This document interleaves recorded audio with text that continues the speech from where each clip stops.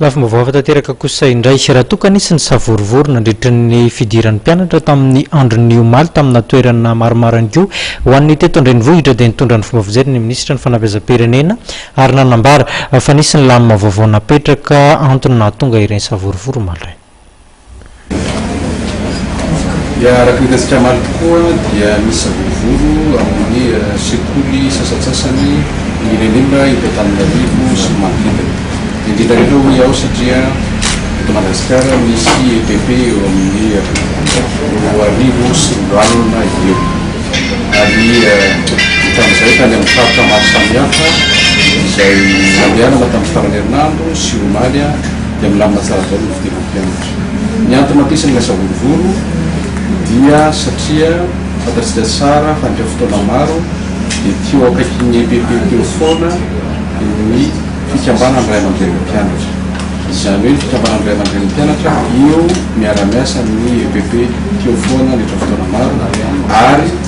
isaorana manokana izy ireo satria raha tsy nisy ny fikambanany ray aman-dren'ny mpianatra be dia be manompa mpianatra tsy nandray karama. Tamin'ity taom-pianarana vaovao itya dia nandray andraikitra ny fitondram-panjakana ny ministera ary dia nandray an-tanana tanteraka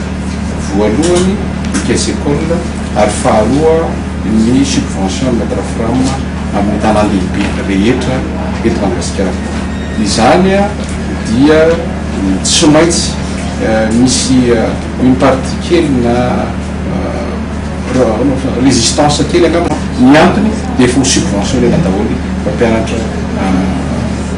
rehetra zany mpampianatra fram indrindra eto Antananarivo moa zany dia anao hetsika mihitsy izay mba anamaivana araka ny resantsika teo ny resaka eo amin'ny ray aman-dreny fa eto Antananarivo zany dia subventionné any amin'ireo fitoerana maro samihafa koa dia subventionné daholo ka tsy ino izy ty isy vesatra intsony amin'ny ray aman-dreny mpianatra. Avy eo raha pitso raha afaka pitso raha ohatra ka mahatsapa ny ray aman-dreny mpianatra fa tsy ampy ilay subvention menan'ny mpianatra dia tsy manakana velively zay mivorindry zareo mitsanganany zareo indray anaovan'ny cotisation anampiana an'ireo karama omen'ny fanjakana an'ireo mpianatra fram taloha ireo